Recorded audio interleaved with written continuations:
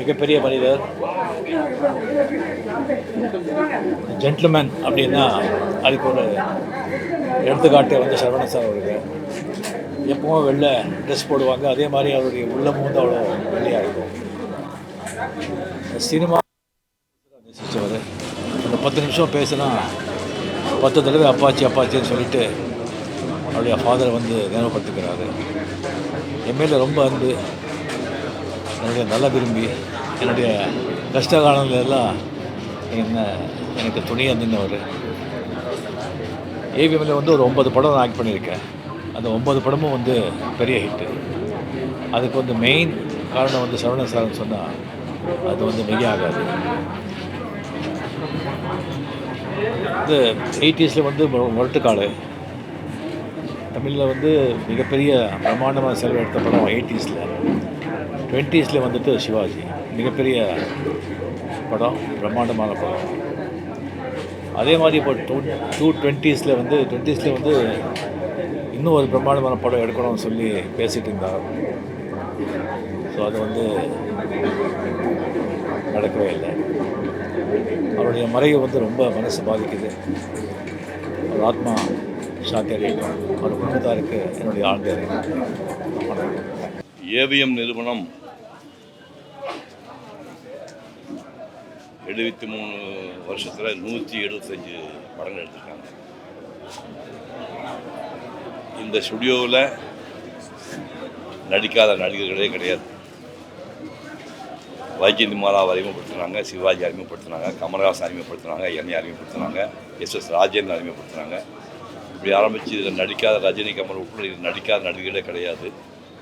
Music director எடுத்துட்டிங்கன்னா சுதர்சனில் ஆரம்பித்து கேபி மகாதேவன், எம்எஸ் விஸ்வநாதன், இளையராஜா, ஏஆர் ரஹ்மான் அப்படின்னு இசையமைப்பாளர் எல்லாருமே இதில் வேலை பார்த்துருக்காங்க.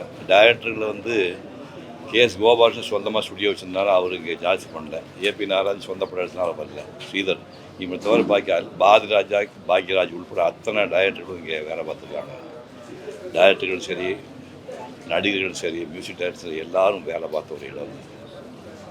இந்த நிறுவனத்தில் தான் 1965 என்னை அறிமுகப்படுத்தினாங்க.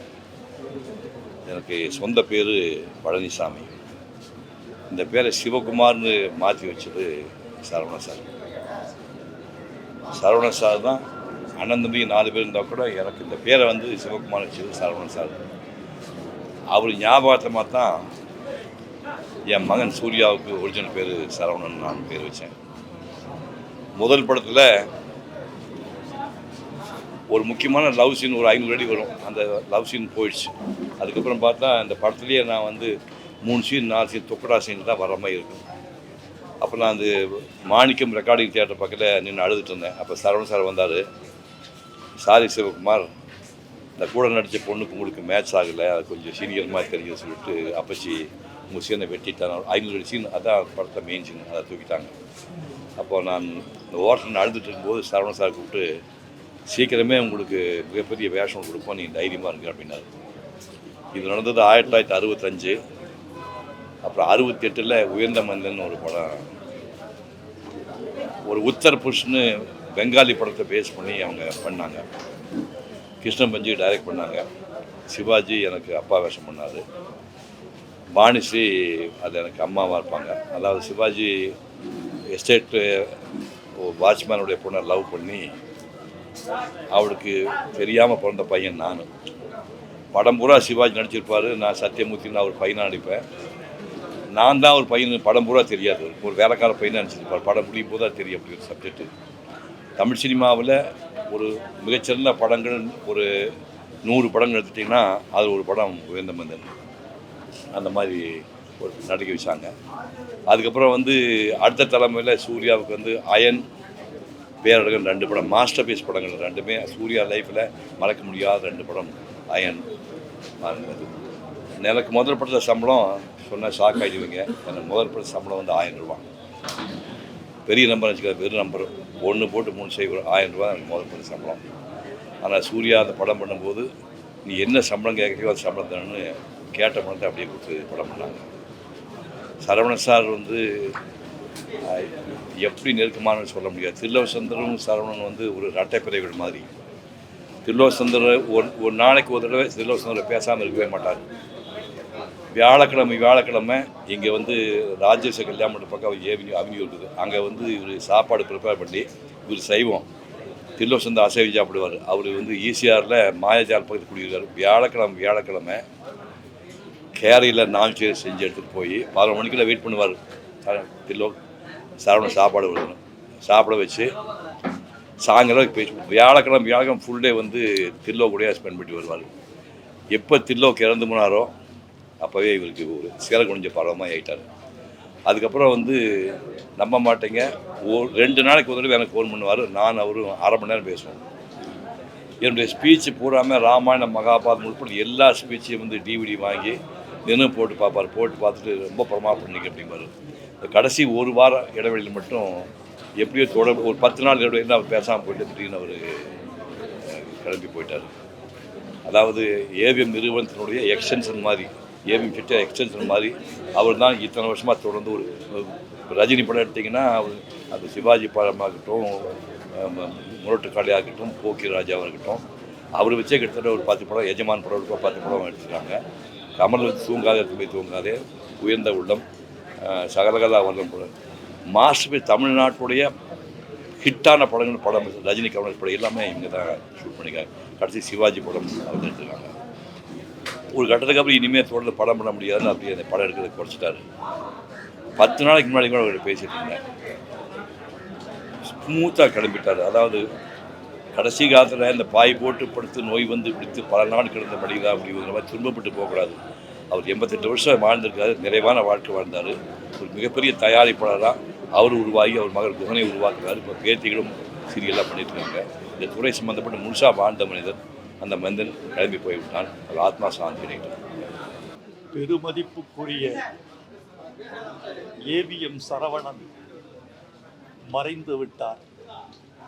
என்னுடைய 44 ஆண்டுகால நட்பு கண்ணாடி பேழைக்குள் கண்மூடி தூங்குகிறது. ஒரு கலை ஆளுமை மறைந்திருக்கிறது. அவரோடு நான் கொண்ட நினைவுகள் ஒன்றல்ல, இரண்டல்ல. அவருடைய ஆளுமை மிக அற்புதமானது. அந்த வெள்ளை உடை, புன்சிரிப்பு, குங்குமப் பொட்டு, கைகட்டி நிற்கும் அழகு, அதற்குள் இருந்த அடக்கம். சற்று நேரத்திற்கு முன்னால் ரஜினிகாந்த் அவர்களோடு பேசினேன். நீங்கள் எப்போது அஞ்சலி செலுத்த வருகிறீர்கள் என்று கேட்டேன். வந்து கொண்டிருக்கிறேன் என்று சொன்னார். அப்போது அவர் சொன்ன வார்த்தையை தான் ஏவிஎம் சரவணன் அவர்களுக்கு அஞ்சலியாக தெரிவிக்க ஆசைப்படுகிறேன். தி ஜென்டில்மேன் இந்த சினிமாவில் ஒரு கனவான் ஜென்டில்மேன் என்று அவர் சொன்னார். எனக்கும் அவருக்குமான நட்பு 44 ஆண்டுகள் பழமையானது. சிவப்பு மல்லி முதல் சிவாஜி வரை ஏவிஎம் நிறுவனத்தோடு எங்களை பயணப்பட வைத்தவர் அவர். ஏவிஎம் நிறுவனத்துக்கு அதிகமான பாடல் எழுதிய பாடலாசிரியன் நான் என்ற அருமையான பெருமையை எனக்கு தந்தவர் ஏவிஎம் சரவணன். அவர் நண்பராக இருந்தார், சகோதரராக இருந்தார், வழிகாட்டியாக இருந்தால். நான் திரையுலகத்திற்கு வந்த பொழுது மிக கோபக்காரனாக இருந்தேன். எதற்கும் பதில் சொல்லக்கூடிய முரட்டுத்தனம் எனக்கு இருந்தது. ஒரு நாள் தன் தனி அறைக்கு என்னை அழைத்து, இந்த கோபம், இந்த முரட்டுத்தனம் திரையுலகின் நீண்டகால பயணத்துக்கு ஆகாது. உங்கள் கோபத்தை நீங்கள் தவிர்த்து கொள்ள வேண்டும், முரட்டுத்தனத்தை குறைத்து கொள்ள வேண்டும், விமர்சனங்களுக்கு பதில் சொல்லக்கூடிய ஒரு பழக்கத்தை நீங்கள் விட்டுவிட வேண்டும் என்று அறிவுறுத்தினார். அதன் பிறகு எனக்கு நேர்ந்த வளர்ச்சி முக்கியமானது. ஒரு முக்கியமான பதிவை இந்த நேரத்தில் நான் பதிவிட வேண்டும் என்று ஆசைப்படுகிறேன். நான் நன்றி உள்ளவர் என்பதற்கும் அவர் எவ்வளவு பெரியவர் என்பதற்கும் ஒரு சம்பவம். முதலில் நான் வாகனம் வாங்குவதற்கு எனக்கு பொருள் உதவி செய்தவர் அவர். நான் ஈட்டிய பொருளோடு அவர் கொடுத்த பொருளை வைத்து நான் ஒரு கார் வாங்கினேன். காரை கொண்டு போய் அவரிடம் காட்டினேன். மகிழ்ச்சி என்று சொன்னவர் ஒரு வார்த்தை சொன்னார். அது ஒரு தத்துவம். காரில் ஏறுவது முக்கியமல்ல கவிஞரே, காரை விட்டு இறங்காதிருப்பது முக்கியம் என்று சொன்னார். இன்று வரை அதை கட்டி காப்பாற்றி வருகிறேன். முரட்டுக்காளையில் இருந்து அவருடைய புது அத்தியாயம் தொடங்கியது. ஏவிஎம் செட்டியார் மறைந்த பிறகு சகோதரர்கள் குமரன், பாலசுப்பிரமணியம், அவருடைய மகன் குகன் அவர்களோடு இணைந்து அவர் நடத்திய சரித்திர சம்பவங்கள் தமிழ் கலை உலகத்திற்கு மறக்க முடியாத பக்கங்களால் எழுதப்பட வேண்டியவை. ஒரு தயாரிப்பாளர் மறைந்து விட்டார் என்பதா, ஒரு கனவான் மறைந்து விட்டார் என்பதா, ஒரு சகோதரர் மறைந்து விட்டார் என்பதா, ஏவிஎம் சரவணன் என்ற பெயர் தமிழ் திரையுலகில் மறக்க முடியாத கல்வெட்டுகளில் எழுதக்கூடிய பெயராக இருக்கும். எனக்கு ஒரு பெரிய வருத்தம் என்னவென்றால், ஒரு மனிதன் இறக்கிற பொழுது நம்முடைய உலகமும் சேர்ந்தே இறக்கிறது என்று எனக்கு தோன்றுகிறது. என்னை பொறுத்தளவில் ஏவிஎம் சரவணன் இறந்த பொழுது சென்னை 26 எனக்கு இறந்து விட்டது என்றே தோன்றுகிறது. அவரது புகழ் வாழ்க, அவரது நினைவுகள் வீடு வாழ்க. அவர் விட்டு சென்ற நாகரிகம், பண்பாடு கலை உலகில் நீடு நிலவுக. எஸ்பிஎம் சார் சொல்ல சொல்ல சொல்ல சொல்ல நான் நிறைய பாலச்சந்தர் சார் சொல்லி, எஸ்பிஎம் சார் சொல்லி, சரவணன் சாரை பற்றி நிறைய கேள்விப்பட்டிருக்கேன். ரொம்ப ரொம்ப ஒரு நம்ப முடியாத விஷயம் என்னென்னா, 1958 மாமியார் மெச்சிய மருமகள் படத்தில் அவர் வந்து இங்கே ஏவிஎம்மில் பொறுப்பெடுத்துக்கிறாராம். அவங்க அப்பா கொடுத்து 1958 கிட்டத்தட்ட இப்போ 2-3 வருஷம் முன்னாடி உடம்பு கொஞ்சம் முடியாமல் போகிற வரைக்கும் தொடர்ந்து 66-65 வருஷம் மிகச்சிறந்த பண்பாளராக திரையுலகத்தில் கோலோச்சினவர். கோடம்பாக்கத்தில் கோலோச்சினவர் நம்ம மதிப்புக்குரிய திரு சரவணன் சார் அவர்கள். அதாவது சிறந்த பண்பாளர், பண்புனா என்னங்கிறதுக்கு ஒரு உதாரணம் அவர். அதாவது வந்து நான் டைரெக்டாக ஏவிஎம்மில் படங்கள் டைரக்ட் பண்ணதில்லை, ஒரு தடவை பண்ணுற மாதிரி பேசி பண்ணலை. ஆனாலும் என்னோட ஒரு படத்துக்கும் நான் 3 தடவை 4 தடவை நேஷ்னல் அவார்டு வாங்கும்போதும் ஒரு நேஷ்னல் அவார்டுக்கும் ஒரே ஒரு கடிதம் தான் வரும். அது ஏவிஎம் சரவணன் சார்டன் தான் வரும். அவ்வளவு தூரத்துக்கு இண்டஸ்ட்ரியில் நேரடியாக தொடர்பு இருக்கோ இல்லையோ அவங்கள வந்து பாராட்டுறதும் உற்சாகப்படுத்துறதும். பல தடவை என்னுடைய படங்களை பார்த்துட்டு அவர் வந்து டிவியில் பார்த்துட்டுலாம் எனக்கு ஃபோன் பண்ணியிருக்காரு. அதாவது நான் அதை மாதிரி அவர் பண்ண வேண்டிய அவசியமே இல்லை. அந்த அளவுக்கு ஒரு மிகச்சிறந்த பண்பாளர். ரொம்ப நெருக்கமாக சமீபத்தில் ஒரு 6 மாதம் முன்னாடி எஸ்பிஎம் சாருக்காக ஒரு திடீர் குட்டி பாராட்டு விழா நான் இங்கே ஏவிஎம் ஸ்டூடியோலேயே மியூசியமில் பண்ணேன். அப்போ அந்த உடம்பு முடியாததோட 6 மாதம் முன்னாடி எஸ்பிஎம் சாருங்கிற அந்த அன்புக்காக ஓடி வந்து அவர் வீடு மேலே கீழே ஃபங்க்ஷன் நடக்குது வந்து அவ்வளோ முடியாததோடு பேசினார். அதாவது வந்து மறக்க முடியாத ஒரு மாமனிதர், ஒரு பண்பாளர். அவரை இழந்து வாடுற அவரோட குடும்பத்துக்கு என்னுடைய ஆழ்ந்த இரங்கலை தெரிவிச்சுக்கிறேன். எனக்கு தெரிஞ்சு நான் பார்த்த வரைக்கும் பொறுமையின் சின்னம் அப்படின்னு சொன்னோம்னா அது சரவணன் சார் முக்கியமான ஆளாக சொல்லணும். சத்தம் போட்டு சிரித்து கூட நான் வந்து பார்த்ததில்லை.